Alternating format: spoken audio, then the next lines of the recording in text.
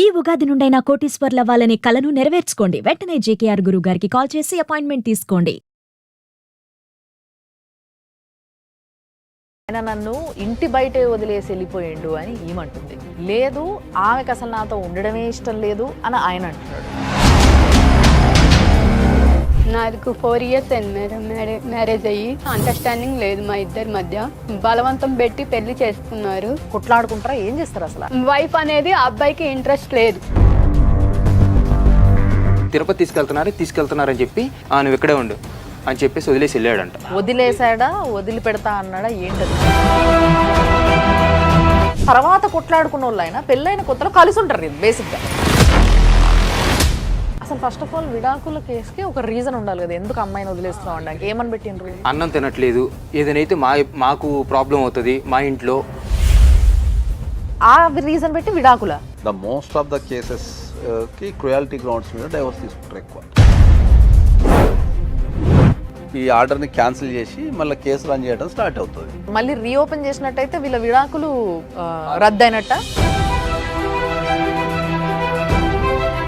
Madam ఆమెకి మొగోడు కాదంటాడు అంట. యూకే ఇట్లా అంటుంది కదా, ఆయన ఇట్లా చేస్తుంది అది చేస్తుంది అక్కడ ఉంటలేదు అంటుంది కదా. ఒకసారి సమరం దగ్గరికి వెళ్ళామండి, ఇక్కడ కాదు అక్కడ కాదు.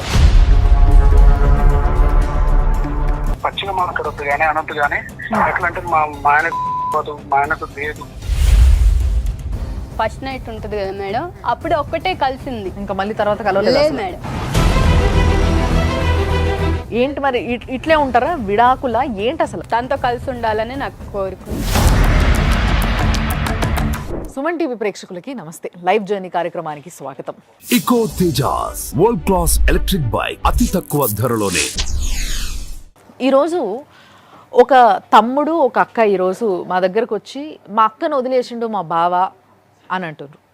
లేదు, మా ఆయన నన్ను ఇంటి బయటే వదిలేసి వెళ్ళిపోయిండు అని ఈమంటుంది. లేదు, ఆమెకు అసలు నాతో ఉండడమే ఇష్టం లేదు అని ఆయన అంటున్నాడు. ఇట్లా ఎవరి వాదన వాళ్ళదే ఉంది. దాంట్లో చాలా విచిత్రమైన బాధ ఇది. అంటే నాకు నా భర్త నాతో కలిసి ఉండట్లేదు ఫిజికల్గా అనేది ఒక పెద్ద ప్రాబ్లం. అంటే బేసిక్గా జీవితంలో ఒక భార్యాభర్తలకి మధ్య సెక్షువల్గా ఎంత కలిసి ఉండాలి అనేది కూడా ఈ రోజులలో తెలుసుకోలేని ఒక ప్రాబ్లం అయిపోయింది. అంటే కౌన్సిలింగ్ అనేది, ప్రీ వెడ్డింగ్ కౌన్సిలింగ్ అనేది ఎంత ఇంపార్టెంటో ఇక్కడనే అర్థమైపోతుంది. కాబట్టి వాళ్ళ సమస్య చెప్పుకోనికి బాధితులు ఇక్కడ ఉన్నారు. అంతేకాకుండా ఇదంతా కూడా మనందరికీ తెలిసిన సీనియర్ హైకోర్టు అడ్వకేట్ నాగేశ్వరరావు పూజారి గారి అధ్యక్షంలో జరుగుతుంది. కాబట్టి ఆయన కూడా ఇక్కడ ఉన్నారు. ఆయన ముందే ఇవన్నీ మాట్లాడతాం. సార్ నమస్తే. నమస్తే మేడం. సో మరి ఏంది మీ సమస్య ఏంది, ఎందుకు వచ్చారు ఇక్కడికి? నా పేరు శ్రీలక్ష్మి మేడం. నాకు 4 years అయింది మేడం మ్యారేజ్ అయ్యి. 4 years నుంచి అయినా అండర్స్టాండింగ్ లేదు మా ఇద్దరి మధ్య. అండర్స్టాండింగ్ లేదు, ప్లస్ ఇంట్లో వాళ్ళు బలవంతం పెట్టి పెళ్లి చేసుకున్నారు. అండర్స్టాండింగ్ లేదు అని అంటే కొట్లాడుకుంటారా? ఏం చేస్తారు అసలు అండర్స్టాండింగ్ లేక? అసలు తను నన్ను మాట్లాడటం కానీ ఏది లేదు మేడం. ఏదో పెళ్లి చేసుకొని ఇంట్లో ఉంచుకున్నారు. 4 సంవత్సరాలు అయింది కానీ మాట్లాడుకో అస్సలు. పేరెంట్స్ తప్ప వైఫ్ అనేది ఆ అబ్బాయికి ఇంట్రెస్ట్ లేదు. కాదమ్మా, ఇప్పుడు కలుసున్నారా? ఒక దగ్గర ఉన్నారా? ఉన్నాం మేడం. ఎన్ని రోజులు ఉన్నారు? 4 years ఉన్నాము. అంటే ఇది 3 years కన్ఫర్మ్ మేడం. 4 year ఇప్పుడు జరుగుతుంది. ఓకే, 3 years ఒక వ్యక్తితోని మీరు భార్య భర్తగా కలిసి ఉన్నప్పుడు ఇంట్లో అసలు మాట్లాడుకోకపోవడం? ఇంట్లో ఎవరెవరు ఉన్నారు ఇంకా భర్తతో పాటు? పేరెంట్స్ ఉన్నారు, వాళ్ళ అమ్మ వాళ్ళ నాన్న ఉన్నారు. మేము మొత్తం ఫ్యామిలీ 4 సార్. నలుగురు అయితే మేమిద్దరము వాళ్ళిద్దరు.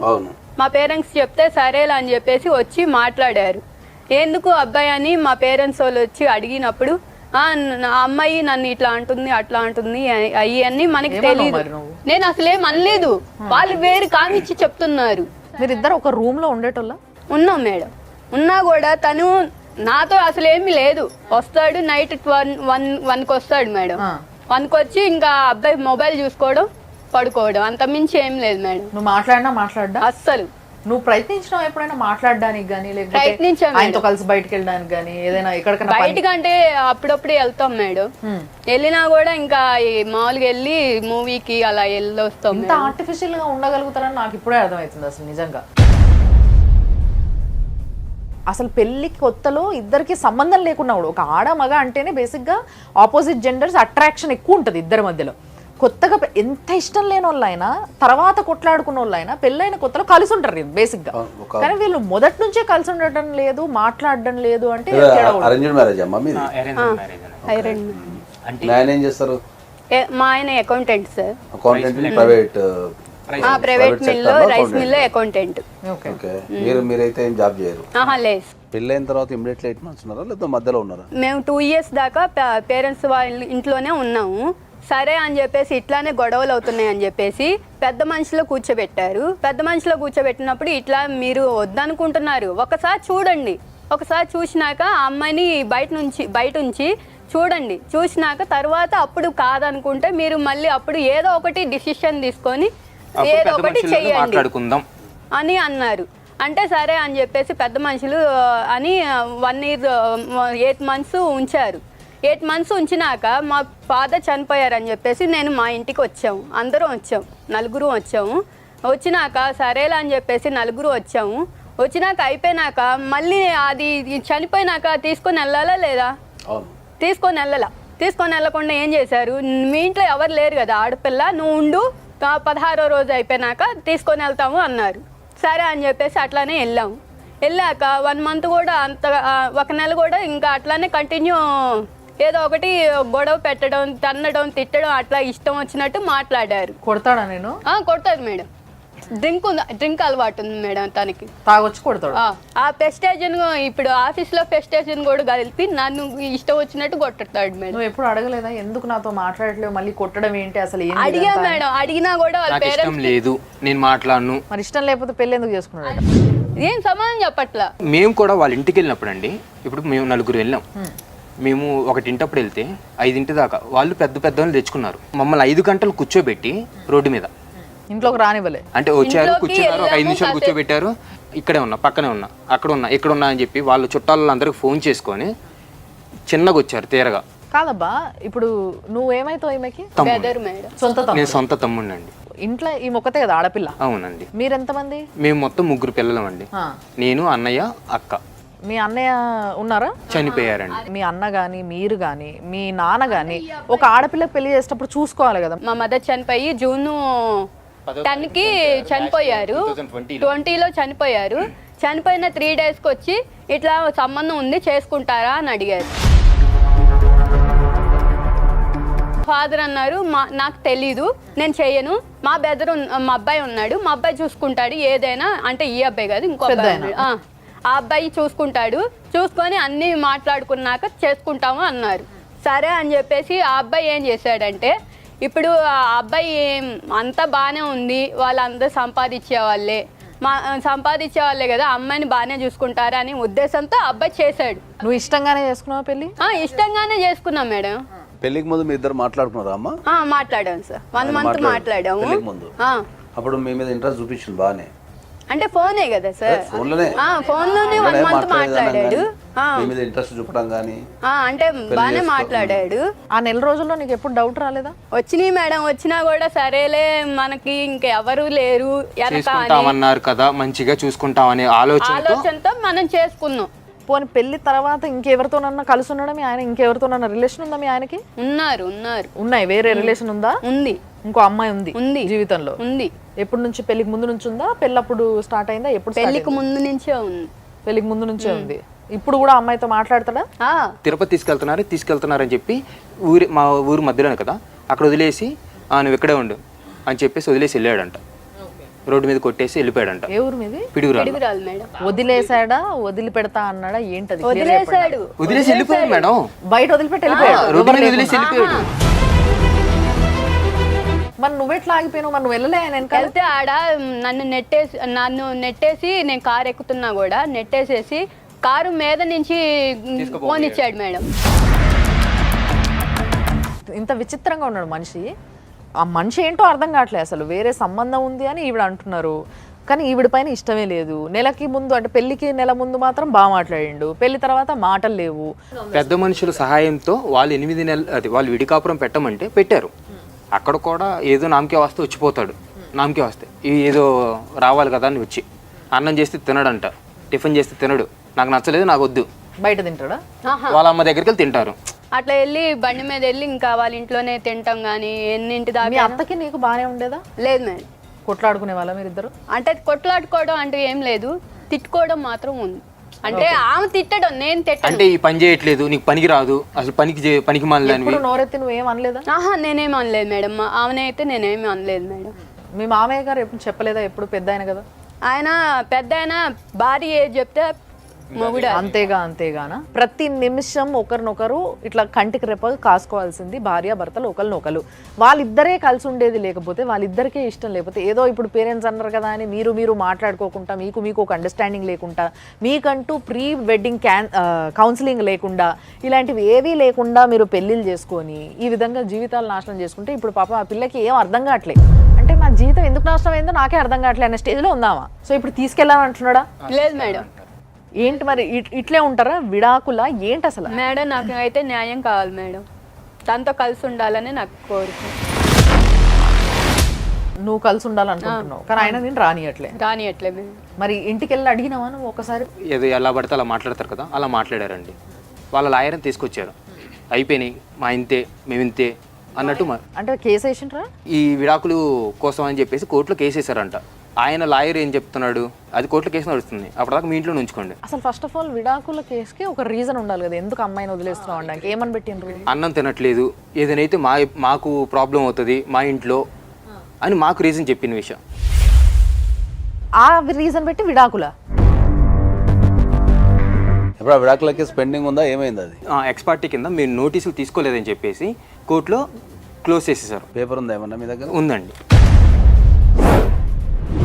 ఆ రీజన్ బలంగా లేకపోతే యాక్సెప్ట్ చేస్తారా సార్? యాక్సెప్ట్ చేయరు కోర్టు ఎప్పుడు కూడా. రీజన్ అనేది చాలా బలంగా ఉండాలా. ద మోస్ట్ ఆఫ్ ద కేసెస్కి క్రుయాలిటీ గ్రౌండ్స్ మీద డైవర్స్ తీసుకుంటారు ఎక్కువ. క్రుయాలిటీ గ్రౌండ్స్ అంటే ఏంటంటే మనం ప్రవర్తించే విధానం కావచ్చు, లేకపోతే మనం జీవించే విధానం కావచ్చు, మన ప్రవర్తన వల్ల కానీ మన మాటల ద్వారా కానీ ఎదుటి వ్యక్తికి ఇబ్బంది కలిగి, ఆ ఇబ్బంది ఏంటి అంటే బతకలేనంత ఇబ్బంది. వాళ్ళు అదే కేసుని అక్కడ మెన్షన్ చేసుకున్నారు. మిర్యాలగూడ కోర్టులో ఈయన డైవర్స్ అప్లై చేసుకున్నాడు మేడం. ఓకే. అప్లై చేసుకుంటే ఈయనకు ఎక్స్పార్టీ అయింది. ఇది ఎక్స్పార్టీ అంటే సార్? ఎక్స్పార్టీ అంటే ఏంటంటే ఎప్పుడైనా కూడా సివిల్ కేసులు ఉంటాయి కదా, కేసులు ప్రధానంగా 2 రకాలు ఉంటాయి. ఓకే. ఒకటి సివిల్ కేసు, ఒకటి క్రిమినల్ కేసు. సివిల్ కేసులలో కనుక ఎవరైనా ఒక వ్యక్తి పోయి కోర్టులో కేసు వేసుకున్న తర్వాత కోర్టు ఏం చేస్తుంది, ఇమీడియట్లీ ఆపోజిట్ పార్టీకి నోటీసులు పంపిస్తుంది. ఆ నోటీసులు పంపించినప్పుడు ఆపోజిట్ పార్టీ రిజెక్షన్ చేసినా, నేను నోటీసులు తీసుకోనన్నా, నోటీసులు తీసుకొని కోర్టుకు రాకున్నా, ఓకే, లేకపోతే వాళ్ళ అడ్రస్లో లేరు అనుకుందాం సపోజు, పేపర్లో పబ్లికేషన్ ఇచ్చి ఆ పబ్లికేషన్కి రెస్పాండ్ కాకుండా కోర్టు ఆపోజిట్ పార్టీకి వాళ్ళు అడిగింది ఇచ్చేస్తారు. ఓకే. ఇప్పుడు ఈ కేసులో ఆయన డైవర్స్ కావాలని కోర్టులో అప్లై చేసుకున్నాడు. అప్లై చేసుకున్న తర్వాత ఏమైంది, కోర్టు ఇక్కడ రాసిన అడ్రస్కి నోటీసులు పంపించింది. ఓకే. సో వాళ్ళకి అక్కడ కోర్టులో ఈ అమ్మాయి నోటీసులు తీసుకున్నది అని కానీ, అమ్మాయి నోటీసులు రిజెక్షన్ చేసిందని కానీ కోర్టులో ఇన్ఫర్మేషన్ వెళ్ళి ఉంటుంది. ఓకే. సో మీకు పంపించారా నోటీస్ వాళ్ళు? అది పంపించింది మా మావయ్య వాళ్ళకి మేడం. అంటే మా ఇంటి అంటే ఈ అడ్రస్ మీ ఇల్లు కాదు, మాది కాదు. నోటీస్ వచ్చినప్పుడు కంపల్సరీ తీసుకుంటేనే మనకు ఆ కేసు ఏందో అర్థమవుతుంది. దానికి తగ్గట్టు మళ్ళీ మనం కౌంటర్ చేయడమా లేకపోతే దాన్ని నిజాన్ని చెప్పడం జరుగుతుంది. మీరు ఎప్పుడైతే ఆ నోటీస్కి రిప్లై ఇవ్వరో, ఎప్పుడైతే ఆ నోటీసులను ఎప్పుడైతే రిజెక్షన్ చేస్తారో, కోర్టు మీకు ఆపోజిట్ అంటే మీ ఆపోజిట్ పర్సన్కి వాళ్ళ ఫేవరబుల్గా ఆర్డర్ ఇచ్చే అవకాశం ఉంటుంది. ఈ ఎక్స్పర్ట్ కూడా ఏం చేస్తారంటే చాలామంది అడ్రస్కి పంపించి అక్కడ ఉన్న వాళ్ళని మేనేజ్ చేసే అవకాశం కూడా ఉంటుంది. ఈ ఎక్స్పర్ట్ ఆర్డర్ కానీ మీరు కంపల్సరీ కోర్టుకి వెళ్ళి దీన్ని సెటిసైడ్ అనేది వేసుకుంటే మీకు ఇది ఈ ఆర్డర్ని క్యాన్సిల్ చేసి మళ్ళీ కేసు రన్ చేయడం స్టార్ట్ అవుతుంది. ఇప్పుడు మీ ఈ కేసు కాకుండా ఇంకా మీరు ఏమైనా కేసులు పెట్టారా?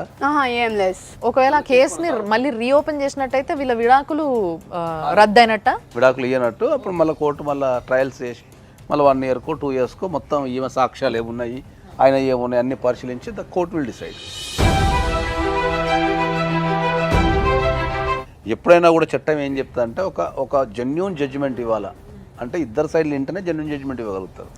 ఒక్క సైడ్ని ఇచ్చేదాన్ని దాన్ని జెన్యూన్ జడ్జిమెంట్ కానీ ప్రాపర్ ఆర్డర్ కానీ అనలేము దాన్ని. కానీ అట్లాంటప్పుడు మరి కోర్టు ఎందుకు ఇస్తుంది సార్ విడాకులు? వీళ్ళు రాలేదనో, నోటీస్ తీసుకోలేదనో. మన నిత్య జీవితంలో జరిగే సంఘటనల నుంచే చట్టాలు అనేవి పుడతాయి. ఇప్పుడు కోర్టు ఒక నోటీస్ మీకు పంపించినప్పుడు మీరు తీసుకొని రాలేదు అంటే దాని అర్థం మీరు ఒప్పుకున్నట్టే కదా. మౌనం అంగీకారత సూచకం అంటారు మన భాషలో జనరల్గా మన నిత్య జీవితంలో. సో ఒక కోర్టు ఏం చెప్పింది, పలాని వ్యక్తి నీ మీద ఒక కేసు వేసాడు, రండి మనం మాట్లాడదాం రండి అని చెప్పి పిలిచింది కోర్టు. పిలిచినప్పుడు ఏం చేయాలి, కోర్టు మీద గౌరవంతో ఆ నోటీస్ తీసుకొని నీ బాధ చెప్తే, కోర్టుకి వెళ్ళి నీ బాధ చెప్తే అప్పుడు ఇన్ని దానికి తగ్గట్టు జడ్జిమెంట్ ఇస్తుంది. మీరు తీసుకొని రాలేదు అంటే నీ నోటీసులో ఉంది, నీకు కేసు ఉందనేది నోటీసులో ఉంది, నీకు తెలుసు రాలేదంటే దాని అర్థం ఏంది అంటే నువ్వేమేం చేసుకోపోని అర్థం కదా. లేకపోతే రిజెక్షన్ చేసినాం అనుకుందాం, కొందరు నోటీసులు తీసుకోరు చాలా మంది భయపడి, లేకపోతే కొందరికి చట్టాల మీద అవగాహన లేక నోటీస్ నాకు అవసరమే లేదు, వాడే పంపించేది నాకు నోటీస్ అని చెప్పి కూడా అంటుంటారు. Notice rejected by so person రాసుకుని వెళ్ళిపోతాడు. సో రాసుకుని వెళ్ళిపోయి జడ్జికి ఇచ్చేస్తాడు. Coming back to the case sir, ఇప్పుడు ఈ అమ్మాయి పరిస్థితిని మీరు ఇంతసేపు విన్నారు కదా.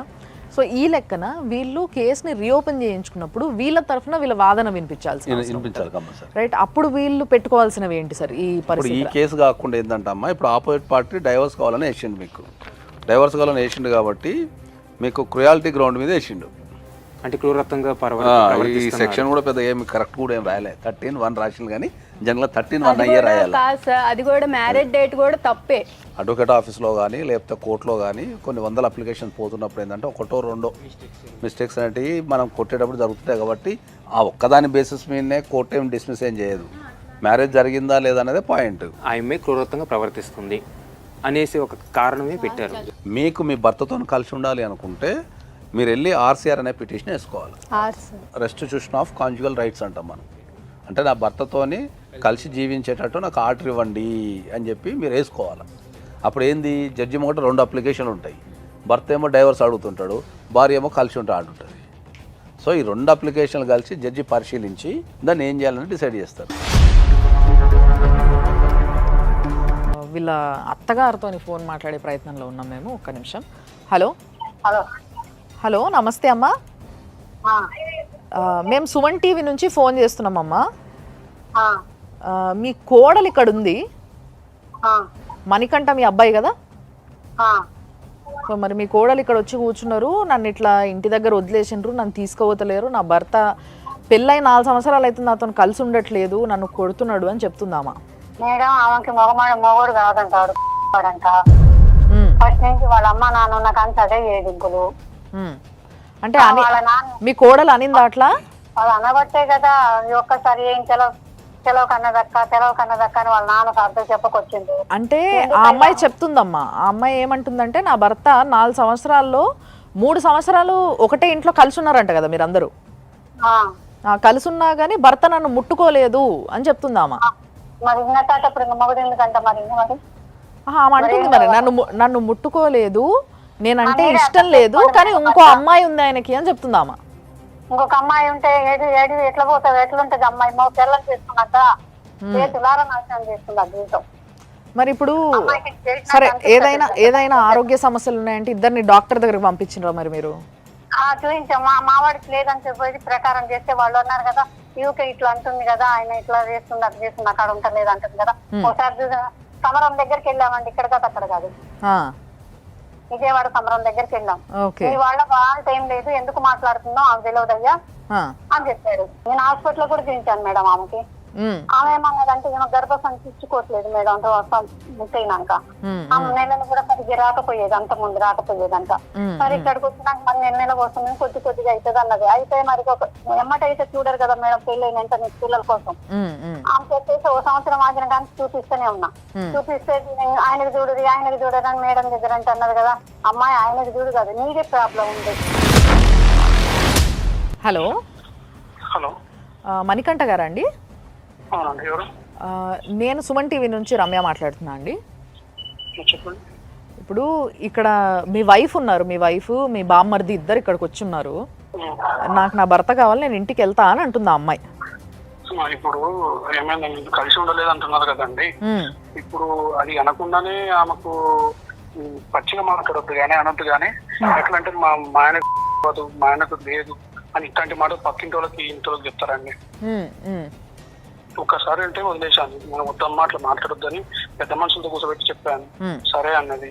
సరే అన్న తర్వాత కూడా మళ్ళీ 2వ సారి అదే మాట అని, 3వసారి అదే అని, వాళ్ళ ఇంటికాడని మోతనం లేదు ఆతనం లేదు అని చెప్పి అన్నది. అది కరెక్టేనండి? నాకు అర్థమైంది. అంటే మీరు చెప్పినట్టుగా నిజంగా అదే జరుగుంటే మాత్రం ఏ అబ్బాయికైనా కొంచెం ఇబ్బందికరమే, అట్లా చేయడం తప్పే. మీకు మీ భార్య అంటే ఇష్టం లేదా? లేదండి ఇప్పుడు నాకు ఆ మాటలు అన్న తర్వాత మేము అసలుకే పోయింది. ఇప్పుడు కాదు, పెళ్ళైన తర్వాత. ఇప్పుడు పెళ్లికి నెల రోజుల ముందు బాగా ఫోన్ మాట్లాడుకున్నారట, బాగున్నారట కదా ఇద్దరు?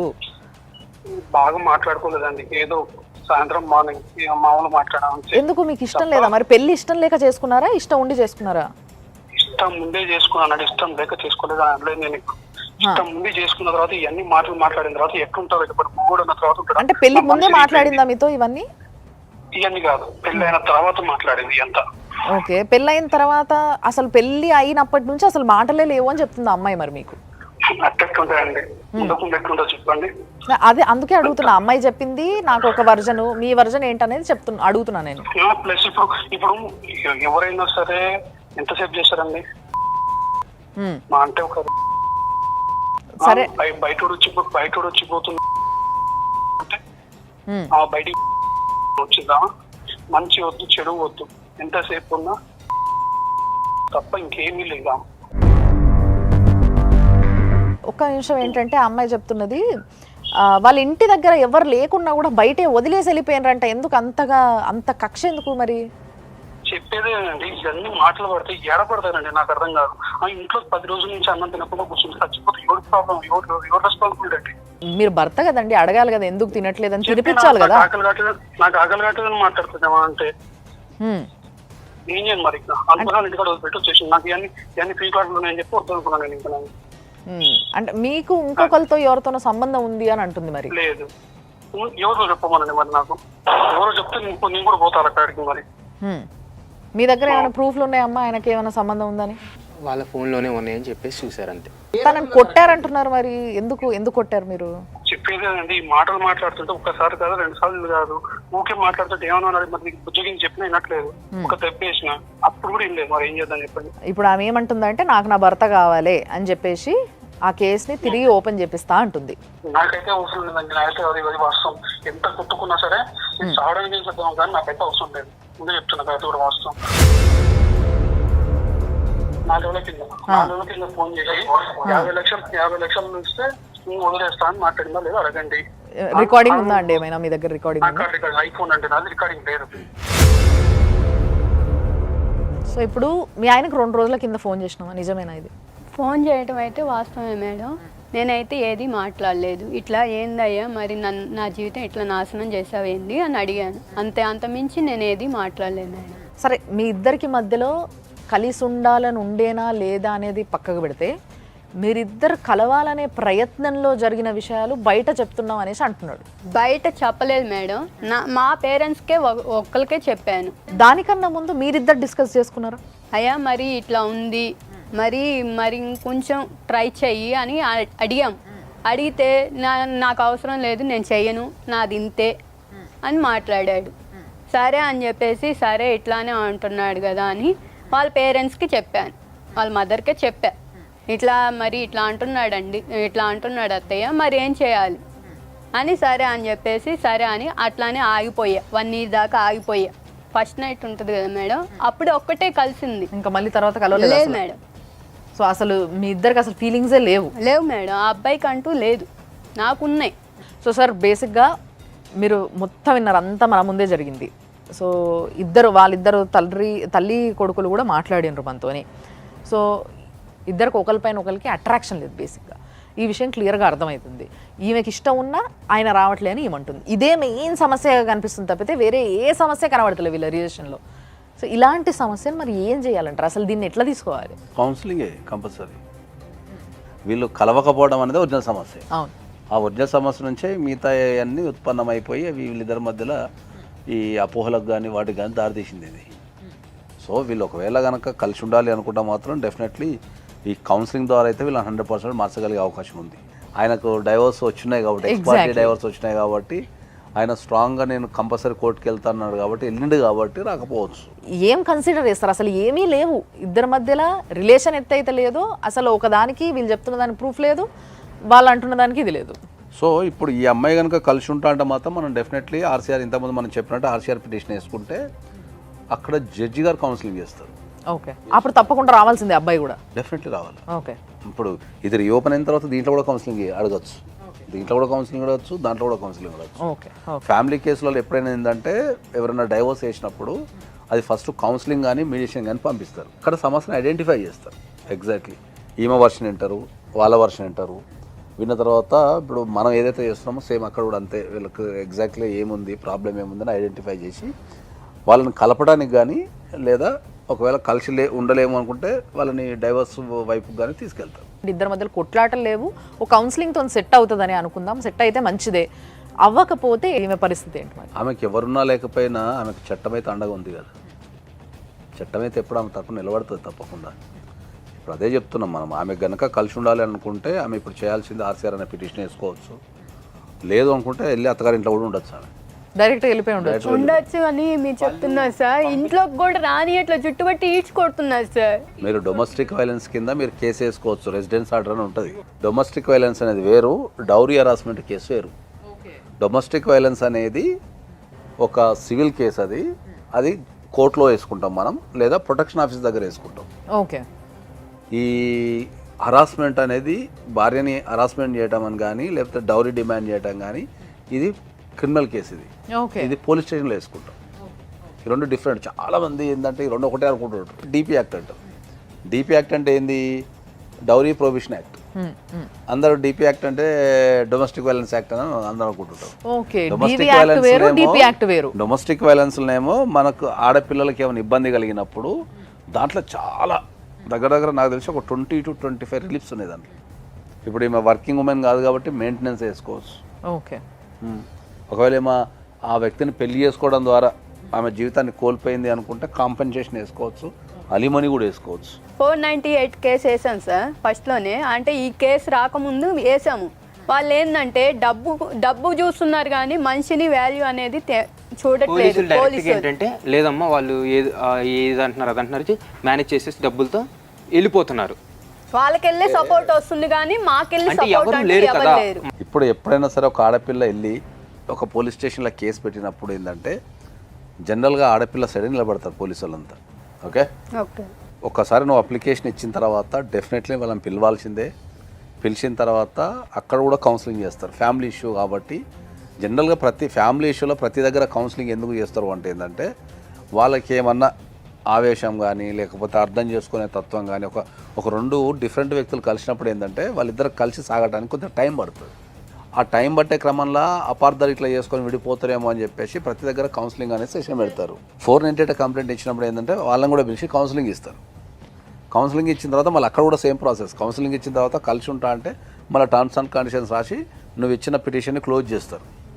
అక్కడ కలిసి ఉండలేని పరిస్థితి ఉన్నప్పుడు ఏంటంటే డెఫినెట్లీ నిన్ను అడిగి నీ పర్మిషన్ తీసుకొని ఖచ్చితంగా వాళ్ళు 100% ఎఫ్ఐఆర్ చేయాల్సిందే. ఇప్పుడు ఎవరైతే మాట్లాడారో మీతో, అవును, వాళ్ళతో కూడా వ్యతిరేకంగా మాట్లాడి వెళ్ళిపోయారు.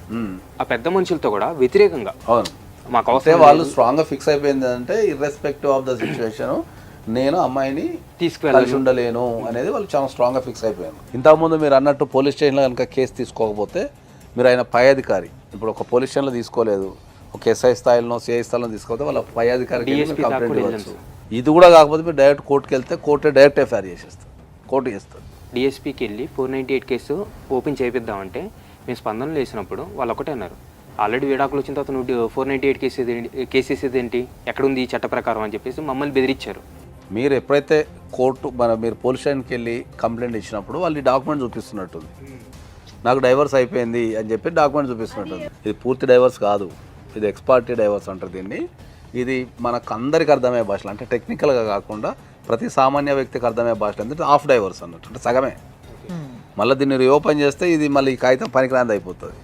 కాబట్టి రీఓపెన్ చేసే ఛాన్సెసే ఎక్కువ ఉంటాయి, ఎందుకంటే పెద్ద డిలే కూడా ఏం లేదు. ఇది వచ్చేసి 28 జూన్ 2024లో వచ్చింది కాబట్టి మీకు 2024లో వచ్చింది కాబట్టి మ్యాక్సిమం ఇది మీకు రీఓపెన్ అయ్యే అవకాశమే ఉంటుంది కేసు. ఇంకా మన సైడ్ నుంచి ఎలాంటి అంటే ఇంతకుముందు చెప్పినట్టు అన్నీ ఇప్పుడు మీరు ఆర్సీఆర్ వేసుకోవచ్చు, ఆ ఇంట్లో ఉండాలంటే రెసిడెన్స్ ఆర్డర్ అడగచ్చు, ఆ ఇంట్లో ఉండాలని లేదు నాకు నేను సొంతంగా ఉంటా అంటే మీరు రెంట్ అడగచ్చు, రెంట్ అడగచ్చు, మీరు మెయింటెనెన్స్ అడగచ్చు, తర్వాత మీకు కాంపెన్సేషన్ లాస్ ఆఫ్ కాంపెన్సేషన్ అడగచ్చు.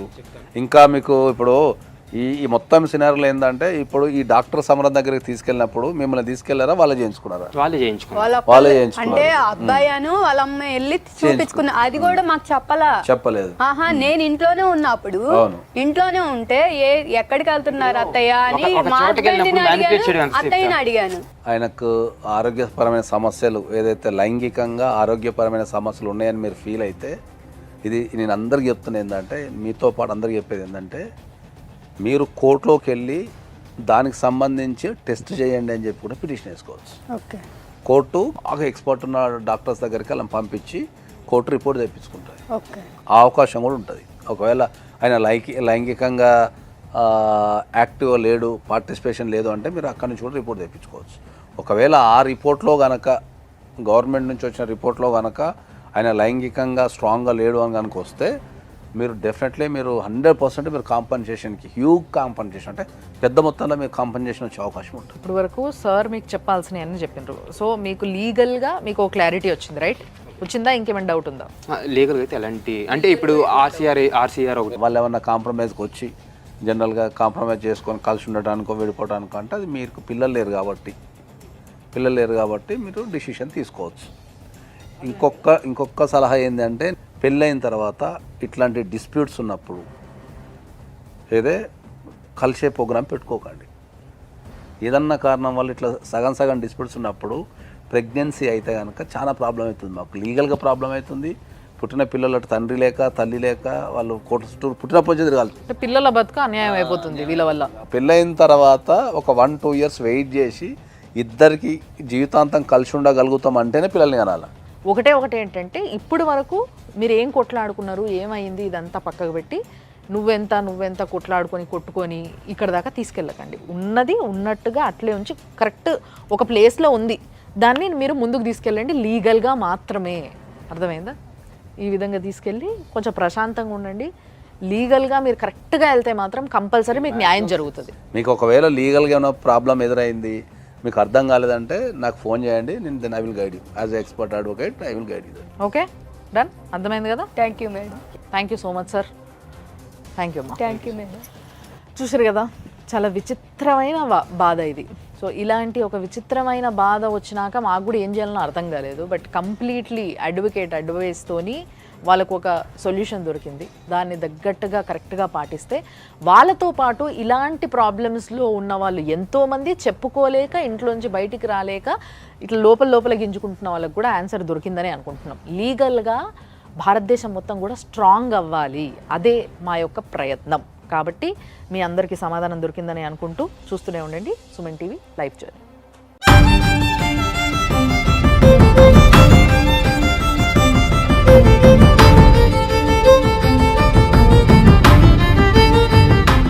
Anchors dress courtesy sari house, OU colony, Shaikpet, Hyderabad.